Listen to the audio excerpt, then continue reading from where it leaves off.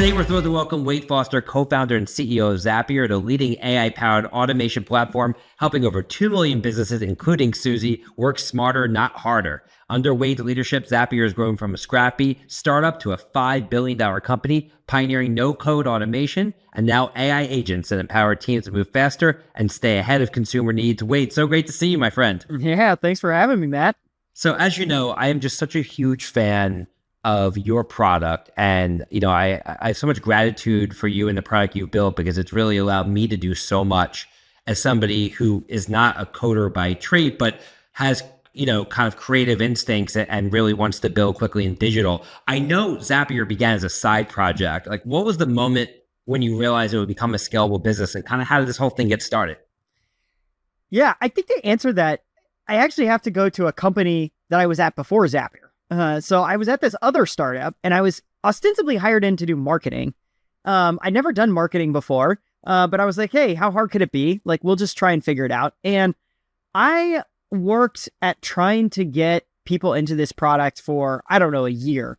I learned search, I learned email, I learned social, I learned direct sales, I learned biz dev. Like, I'm trying everything. Nothing's working. Like, it's just not going well. I'm like, surely they're going to fire me. Like, surely, like, they're going to fire me. There's no way I'm surviving this. The product I thought was great, like well-designed, well-engineered, super slick experience, etc. But yeah, just nothing happening. And eventually came across, the Lean Startup from Eric Ries. And I came to believe, I was like, oh, maybe we're actually building a product that nobody wants. Like, maybe that's the problem. So filed that in the back pocket, just lived experience. Fast forward a year or two, we're starting Zapier. We're working on it nights and weekends. We're hacking on this thing.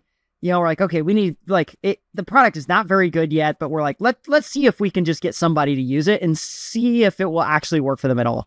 And came across this forum online where Andrew Warner, the podcaster behind Mixergy, was asking for a PayPal high-rise integration. So shot him a cold email and said, hey, did you find somebody or a product that could do this PayPal high-rise thing? If no, like, I might be able to help. And he responds back and he's like, actually, I don't need that anymore. But like, did you actually build something that does this? And so I'm like, okay, door's cracked. Let's see if I can get him interested.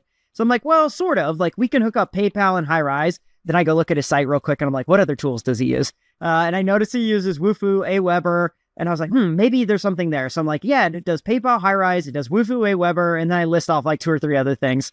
And he emails back and he goes, actually, I really need a Wufoo, Aweber integration. Do you think I could use it for that? And so then I messaged my co-founder, Brian and Mike, and I'm like, we got to get Wufoo at Aweber. Like, can we do that tonight? Yeah. And so we're building that night and, shoot him a note and say, hey, here's access to this thing. It has a Wufoo, Aweber. Like, check it out and see what you want. See if you like it. About a day goes by, he emails me back and he's like, hey, wait, can you jump on Skype? Like, show me how this works. And, I'm like, sure, of course. So, jump on Skype and, walking him through the setup. And as we're going through setting up this app, he's having a bad time and it's not his fault. Like, the product is just not ready for prime time at all. Every step of the way, this is a painful experience. And I'm taking copious notes, but I'm mostly like, trying not to be too embarrassed because this is going rough. But we managed to get the Zap set up and we go to test it. So we say, hey, go to your site, fill out the Wufoo form, submit enter. Okay, let's go to Aweber, refresh your list. Let's see if it's in there. Boom. Email address is in Aweber. His face lights up. He's like, oh my God, Wade, this is going to save me so much time. How much money do I owe you? A light bulb goes off on me like, holy cow, like, this is a horrible experience. And yet, because the promise was fulfilled, he's excited about that. And right. so I once it's set, then he gets to kind of enjoy the benefits of that automation moving forward. Totally. One less thing he has to worry about every day. Totally. It's the exact opposite experience I had at the other company. And that moment, I felt like if we can just make this easy to set up, if we can make this so that regular folks can do it, sky's the limit. So I obviously set out on a mission to do that. Yeah. What was that process like, going from that original aha moment to where we are today, where you integrate with over 6,000 different third-party applications? Obviously, I'm sure you had a lot of twists and turns in between. What were some of the milestones that stick out to you? Well, yeah, I mean, it's mostly just a lot of hard work, like is what it boils down to. There's obviously like some pivotal decisions that come in the mix. We're working nights and weekends for like 6-9 months. We applied to YC and then it got accepted, moved to California. So that was a big pivot point. The first 50 or 100 integrations on the platform were built by us. Then we built our developer platform, and now we started having all these other people building integrations. So that was a big pivot point. We start growing the team. We decide we're going to do distributed only back at a time when that was like super weird and not normal. So there's like a lot of learnings around that.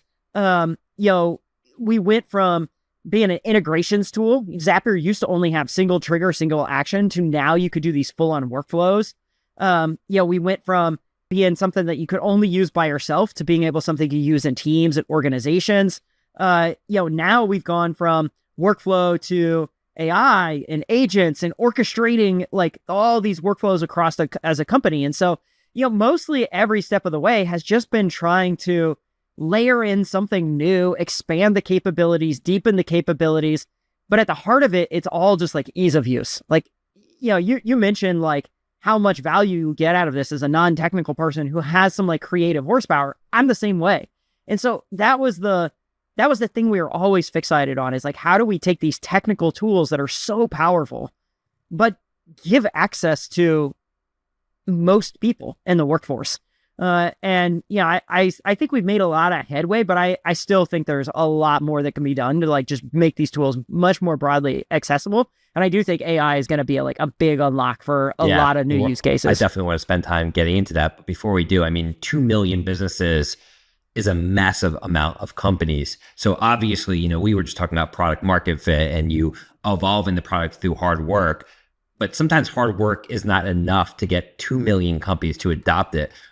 This is largely a podcast that has listeners in the marketing and advertising world that obviously clamor every day to capture attention and market share of the end consumer and business they're targeting. What was some of the secrets to your success that allowed you to capture such scale in the B2B world? Well, I think one of the things we got right very early on was we had at the time, somewhat novel approach to distribution. Now it's been copied over and over again. We borrowed this tactic from, a guy who made bingo card sites of all things. And he'd realized that, he makes these bingo card sites. Teachers will buy this stuff. And if, teachers search for like history card bingo, he could rank number one if he had a page for history card bingo or physics bingo or, insert like whatever bingo. Now, not a lot of people search for those things, but it didn't matter. He was number one in the rankings. And if he was able to spin up a landing page and got the cost to make a landing page for that low enough, all he needed to do was generate one sale and the cost of that page was profitable. And then anytime anyone would search for that unique combination or search again, you would be the one there. Exactly. And so we looked at that and said, that kind of works for us too. Like most people are trying to do these integrations. At the time, if you went and did a search for like integrating X and Y, the search results were abysmal. Like there was just nothing there for it was like, scripts and GitHub repos and paste bins and API keys and just a bunch of stuff that like was not what people were actually looking for. And we're like, if we can give them just like an actual page that describes what they're looking for, a nice sign up button, make an app, like that is going to be the ideal thing. And so, we built out this app directory that, allowed you to set up landing pages for every integration we supported. And so again, not that many people searched for the individual integration, but enough would. And then in aggregate, it actually worked pretty good. And so as we added more apps to the platform, we had more keywords we could rank for, more people we could pull in. And then over time, we layered in new channels and new ways, but that set us up on like a really good and efficient foundation. So interesting. So basically the use of your product essentially created a roadmap for content that you would optimize via SEO. And it was basically micro content for these micro use cases. But over time, in aggregate, you would own all these micro use cases and aggregate would own the notion of integration. Totally. It was so integrated to the core product experience. Like, I think this is often what as an industry we get wrong when we talk about product market fit. I think a lot of folks treat that as like an ordered list where it's like, okay, do the product, okay, then do the market, and then make the fit. But it's actually one thing where it's like the best products you can't distinguish between what's the product and what's the marketing. It's just so integrally tied together. It's one and the same. I think a lot of companies obviously try to overcompensate for the lack of product market fit with marketing, and that never tends to work. Well, it's really expensive, right? It's is really what it boils expensive. down to. Right. And at a time when, there is a zero interest rate environment, you saw a lot of companies grab growth because capital was everywhere. But then when capital became harder to come by, well, then you really saw where the great products lied. Totally. So we mentioned, you made the decision to go remote, which obviously, a decision you made before was trendy. Another decision that you made before was trendy was the notion of bootstrapping. We went through a world where venture capital funding was everywhere. And I know that your company went a very long time without raising outside capital. What was behind that decision, and how do you think it helped shape your culture? There was like a couple things. I think one, we were probably naturally disposed to bootstrapping. We were at this company, Veterans United, that was owned 50-50 by two brothers. They had never raised a dime. When I joined, I was employee 500. And when I left, like 10 months later, starting Zapier, they were already at 1,000 employees. So we'd seen what was possible building companies this way. Then, we're from the Midwest. We're not around venture capital. You hear the stories of, oh man, this venture capitalist came in and replaced the founders, fired the CEO, like took over everything. And, we're just like, we don't want that. Like, we want to own our company and we want to make it great. And, we want to control our own destiny. So we had that sort of probably like natural disposition. I think the second thing was we also felt like, because we had the product well suited, we had that distribution curve, money was never the constraint to growth for us. There was always something else that was harder for us to figure out. So that was a thing in our favor. And then the third thing is when like in software companies, the biggest expense you have is people. It's the number one thing on go look at any software company's P&L, and you'll just see like salaries is like, a huge, huge expense for them. And we had a very different approach to hiring than I think most companies did, which was we just didn't hire till it hurt. And part of why we did that is we wanted to make sure that every person that joined the company, there was a very real and visceral need for them. And we knew exactly what tasks assigned them. Because you'd hear these stories of these companies that would raise a bunch of money and then they'd hire 10, 15 people. And then it was like a mess. Like, no one knew what each other was doing. They're all trying to figure all this stuff out. And, it's not this thing where you can just take a small company and toss bodies at the problem and expect the machinery to all keep working. And so we were just a lot more, meticulous about like adding new hands to the deck, where it was like very clear, hey, if we set 2 more hands on this problem, we're going to get the output from it at the other side. And so that just naturally like kept our expenses pretty low and our output pretty high. Yeah, allows you to be much more efficient. I think a lot of companies, they raise money, you have to spend it, especially in a zero rate interest rate environment. And you just bring on more and more people thinking that throwing bodies at problems is going to solve them. But often throwing bodies at problems just creates more problems. Yeah. Well, it's been interesting to see on the other side of Zerp, now with AI, this is kind of becoming trendy. Like I heard this word seed strapping for the first time, like about a month ago, which when we were doing it, like that didn't even exist. But now it's a thing where it's like raise one round and then just grow from there. And a lot of more founders are paying attention to it. And they're like, I think like with the AI, with agents, with automation, with low burn rates, fewer headcount, like it feels like an actual viable path for a lot of companies in a way that probably hasn't really felt that way for the last, 10 years in tech. Yeah, I mean, one reason why I believe is that used to be the gating factor of creating a software company was hiring a ton of engineers. Mm-hmm. And now many believe that you can just do it on your own without hiring any engineers. I don't think we're quite there yet, but you look at tools out there like Lovable and Cursor, where you can, build at least MVPs for software products just by entering prompts. What is your take on that whole, new movement of kind of do-it-yourself software engineering? Oh, I think it's incredible. I think, we're going to see, I think we're already seeing 2 really big use cases. One is, just like the age of personal software, where you as a person who has a need, you can just make something for yourself and you can use it for yourself. You don't have to try and sell the thing. You don't have to do anything else with it other than it's just like, it's software for me. I needed this thing. And so I built it and I'm happy. And I think that's really neat that, you can kind of have that phenomena. I think the second thing that you're seeing is the way software gets built, professional software gets built now is changing. It used to be you would have, a product manager that would go out and, talk to customers, talk to prospects, collect all this customer feedback in, form a hypothesis on the market. Then they would sit down with the designer and they'd start to mock up all these pages and figure out what that could look like. And then they would go get the developers around and they'd be like, okay, let's go build a prototype. And then, that whole process could take 2 weeks, 4 weeks, etc. And then they're finally able to show something working to the customer. Well, now you can do that first part where you go talk to customers, etc. But you can then feed that into an LLM and say, hey, summarize my notes. Then you can say, hey, create a PRD for me. And then you can feed the PRD into these tools like Lovable, Bow, whatever, and say, can you actually go generate a prototype for me? And the cycle time on that whole thing is one person who just does all the work.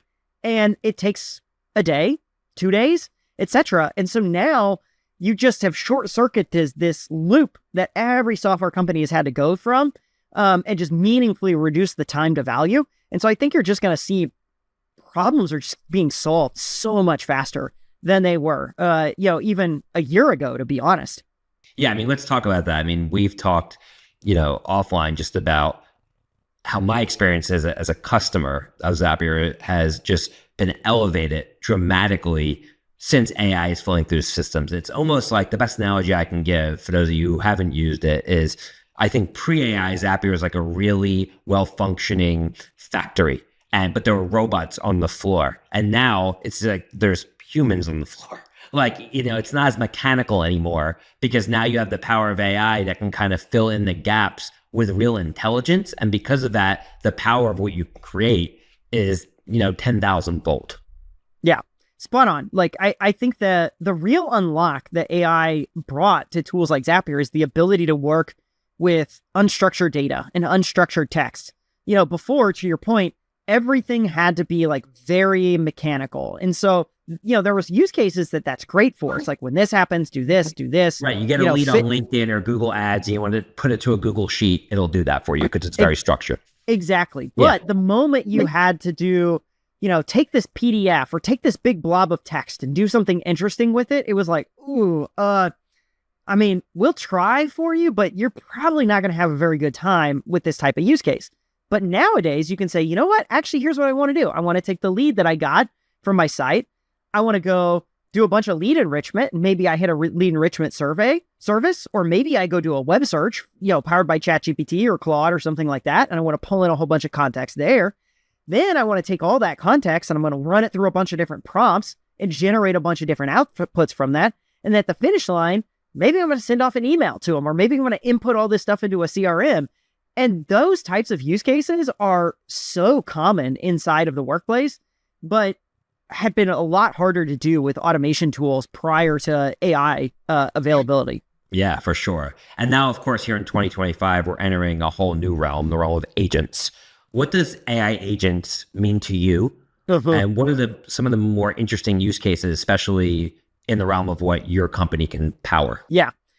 So agents, I think, are really impactful because for the first time, we're having like real work problems that you can truly delegate the whole thing to software, where the software can make decisions for you. So a good example would be, if you're using Zapier agents, a real common use case is, hey, I want you to go reply to my emails, which that's kind of like that's not a thing you would probably do before. And now you can set it up and you can say, you can give it rules. You can say, hey, I want you to look at, say a common email that I get is for folks that are looking for a job. And I can say, hey, anytime someone comes in and asks me about a job, I want you to go look at our job page. I want to match it up to the job requirement. Then I want you to reply to this person with a link to the job. Can you do that for me? Great.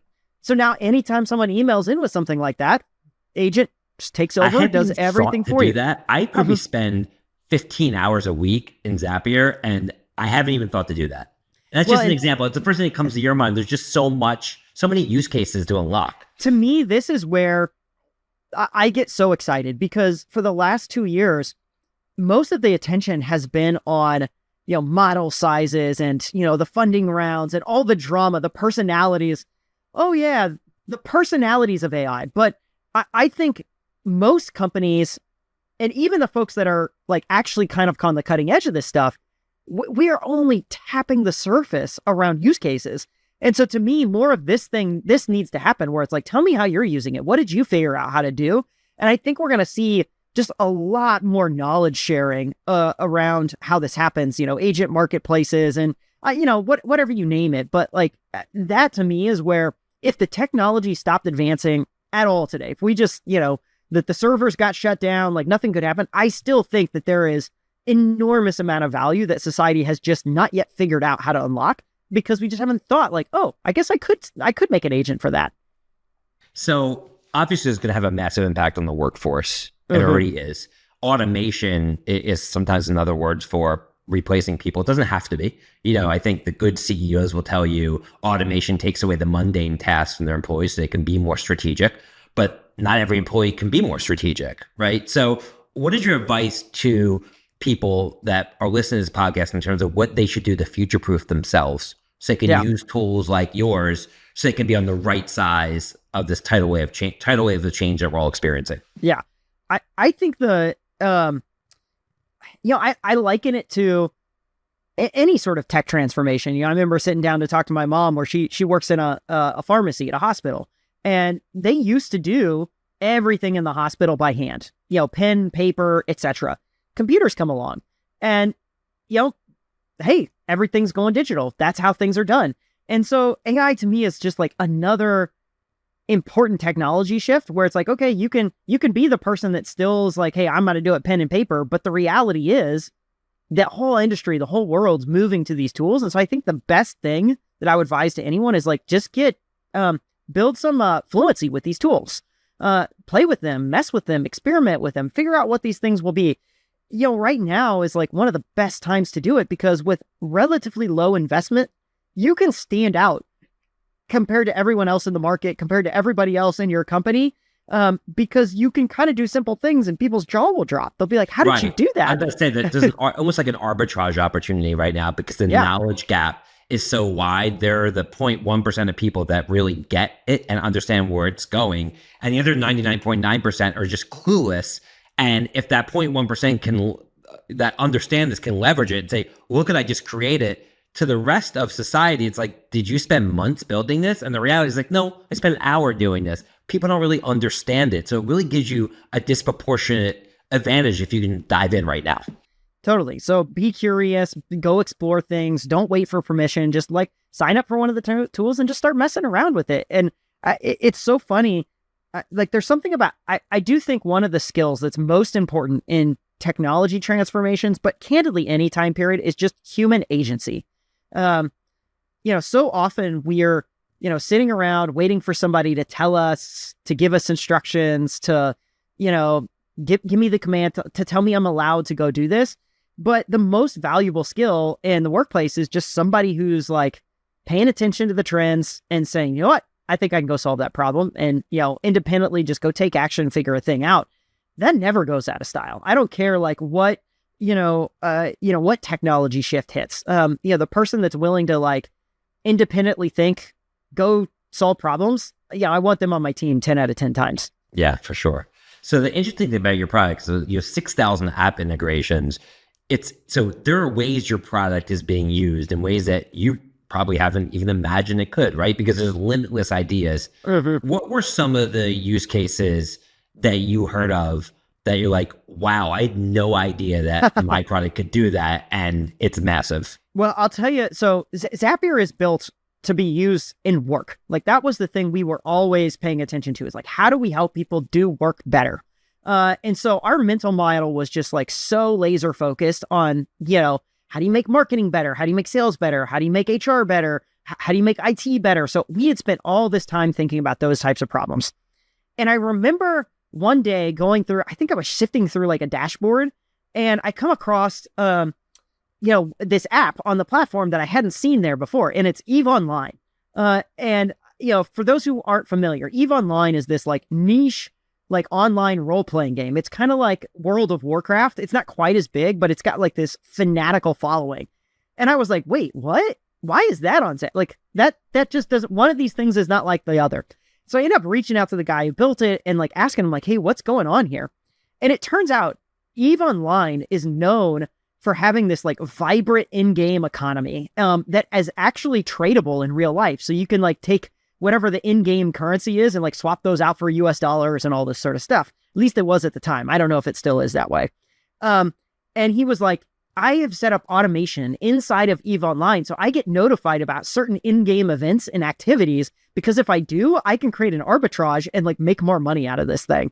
And I was just like, holy cow, like this is incredible. Like we never even thought or considered that you would want to do something like that. And here is some random guy that's just like looking at the technology and saying like, you know what, I can do something pretty cool with that without us. Yeah, like it was just not a thing that we ever even considered, thought about, or so that one was definitely pretty wild.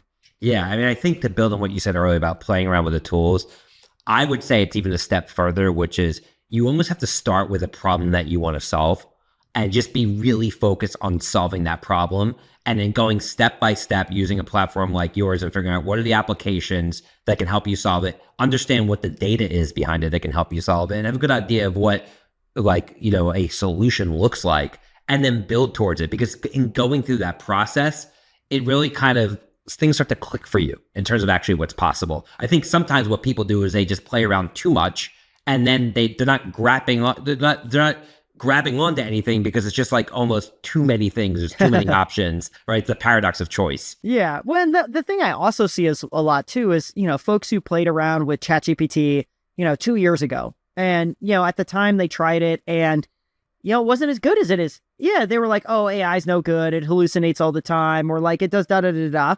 And at the time that was actually correct. It was like, yeah. But the thing is, this AI, the whole industry is not stasis. It is like constantly improving. Yeah. And the pace is far beyond any industry I've ever seen in my career. And so I think the folks that I have seen that have like done the best work, they are pragmatic about what is possible today, but they're also thinking ahead. They're like, when the next model drops, when the cost goes down, here are some things that I might be able to do. So I'm going to kind of try and play around and figure out how to do it today, knowing that it may not be great with this, but as soon as the thing gets better, I might be able to just lock in and have a great new ability. Today's the worst it'll ever be, so to speak. Like totally. Whenever you use an AI today will by far be the worst it'll ever be. It's almost like if you tried streaming video online in 2001, what would your experience be? And, you would have written off, Netflix and every other great company that's played in the entertainment space since then, YouTube, et cetera. Totally. Even, right. So where do you see the company going? Obviously, there's so many places you can take it. There's so much growth opportunity. It truly is, in my opinion, like the ultimate platform, right? Yeah. Because as technology improves, as AI improves, as new applications are born, your company could just power those, right? Yeah. And so to me, it's like you're really just betting on innovation in the future. And as long as we continue to innovate, Zapier will continue to grow in its use case and power. Yeah. But given that, where do you focus? Yeah. Well, long term, the goal of the company is just make automation in all of its forms widely accessible, really easy for anybody to use. We started with integrations, we layered in workflow. Now the big area is how do you make AI orchestration really easy for everybody? And so we're looking across these, major categories of workflows in every function. We're looking at, how do you generate content inside of an organization? How do you orchestrate your customer journeys? How do you do employee onboarding and offboarding? How do you do, your IT help desk? These are all like really and crucial like processes that exist inside a function. And many of these processes exist across functions, and they're all in data silos. They're in different tools. And the way in which it's done today is slow and fragmented and fragile. And I think there's a real opportunity for us to come in and help organizations at these critical business functions and reinvent those processes with AI at the center of them, saying like, hey, there's a new way to do this stuff. And you're going to get outputs that you probably never thought were even possible here. And that's where I feel like the big opportunity is. And so our product portfolio, our product strategy underneath that is we're building capabilities, the building blocks that allow you to mix and match these different styles of automation. You can do AI over here, you can do determinism over here, you can do workflows here, you can do agents there, you can do tables here. And so it allows that creator, that builder to go, you know what? This is exactly how I want to solve this problem at my company. So you don't have to take this like one size fits all bespoke software off the shelf and just be like, well, I guess this is how the software is dying, so now that's how we're working. You can say, I want my company to work this way, and then you can fit the software to how you want to work. Yeah, for sure. Of course, in order to make that dream a reality, companies need to hire the right people and then train those people on the right skill sets. What are some of those skill sets? Like, what have you seen to be true of people that really perform at a high level, both at Zapier and at other companies deploying tools like Zapier to drive this transformation? I think, coming back to the topic we were talking about before, high agency, like people who are naturally curious, natural self-starters, who are just willing to like scratch an itch and go figure a thing out. They probably have some like, natural tinkerer like abilities. They're just sort of always like, paying attention to how this stuff works. So that I think is one. Two, they work hard. Like they care, they're passionate, they own something. I think that is like hyper crucial. The third thing is, I think you need folks, especially right now, who have creativity. Idea, like it used to be like when we started Zapier, the way, you never wanted to be the idea guy in the startup. It was like, you always wanted the technical founder. The technical founder got like all the like, he was like, that's the best person in the bunch. Nothing was possible without that person. Totally. Yeah. And if you were the idea guy, it was like, nobody wants to work with just the idea guy. But actually, I think with AI now, like if you combine this with high agency, these tools, ideas actually really do matter. Like if you have good ideas, if you have great judgment around like, this is how this thing should work, and you combine that with curiosity and hard work, I think that skill set is like a really killer one in just about any domain, discipline, anywhere.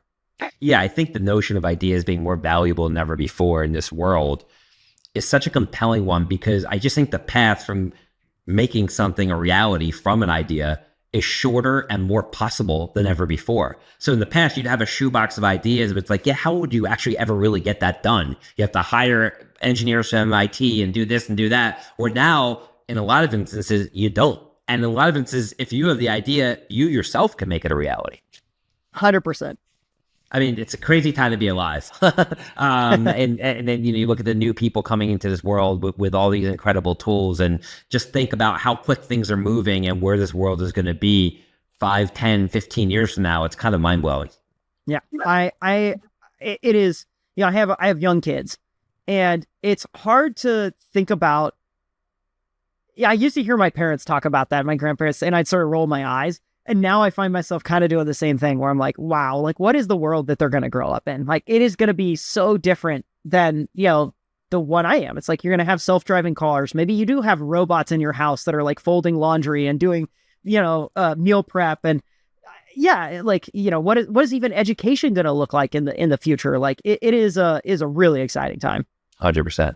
So to wrap up here, I'd love to just ask a couple questions about you and in terms of how you spend your time.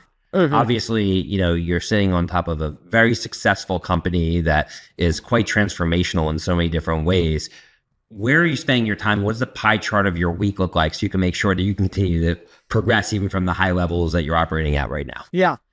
Well, the idea and the reality are often farther apart than I care to admit. But I think, at my best, I really like to spend a lot of time at the intersection of product and marketing.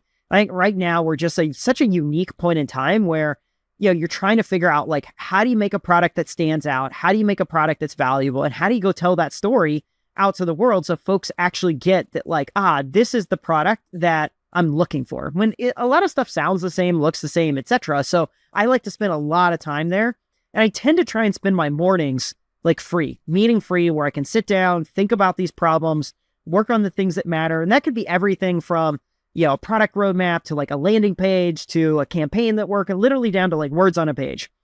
Usually by the time lunchtime hits, though, a lot of stuff is sort of going off the ropes. And that's when I'm just like firefighting mode, reacting to this, that, or the other, a lot of meetings, reviewing things, etc. Just the, kind of a lot of the typical management of a, 700-person company at the end of the day. Of course. And how do you spend your time keeping your finger on the pulse of these rapid changes we're seeing in terms of AI technology in general, even consumer trends, how you spend your time, capturing the information? A lot of it is just, carving out a little bit of time for myself to go play around with these tools. So I find certain things that, are now like ingrained in my workflow. And then every now and then, probably a couple times a week, I'm just signing up for something new, messing around, doing some stuff. And that helps. But the second thing is I'm also really lucky to be in a company where there's a lot of people doing that and are also sharing what they're seeing and they're observing. So, I'll get to see somebody be like, I signed up for this tool. Here's all the things I learned.